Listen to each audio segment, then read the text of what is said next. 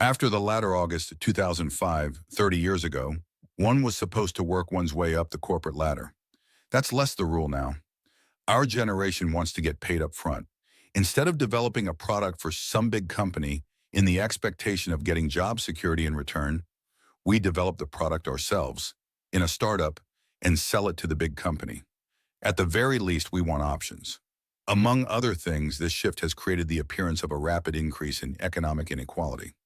But really, the two cases are not as different as they look in economic statistics.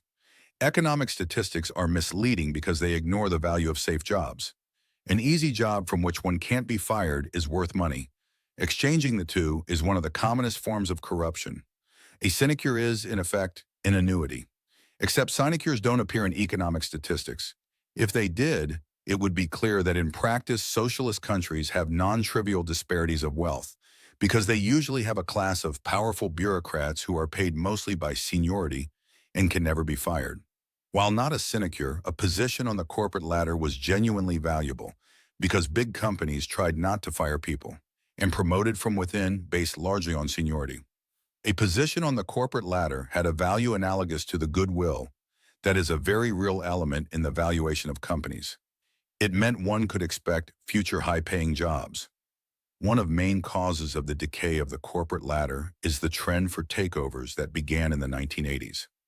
Why waste your time climbing a ladder that might disappear before you reach the top? And by no coincidence, the corporate ladder was one of the reasons the early corporate raiders were so successful. It's not only economic statistics that ignore the value of safe jobs. Corporate balance sheets do too. One reason it was profitable to carve up 1980s companies and sell them for parts was that they hadn't formally acknowledged their implicit debt to employees who had done good work and expected to be rewarded with high-paying executive jobs when their time came.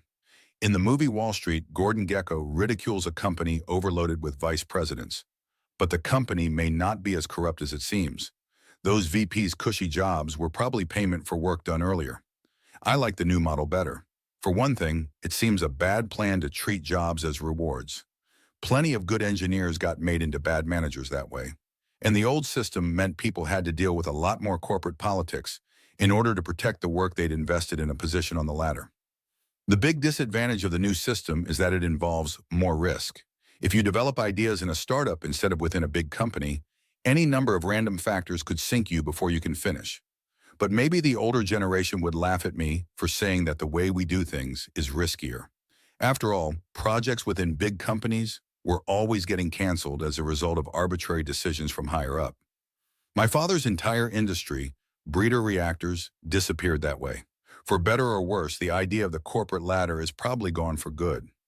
The new model seems more liquid and more efficient, but it is less of a change financially than one might think. Our fathers weren't that stupid.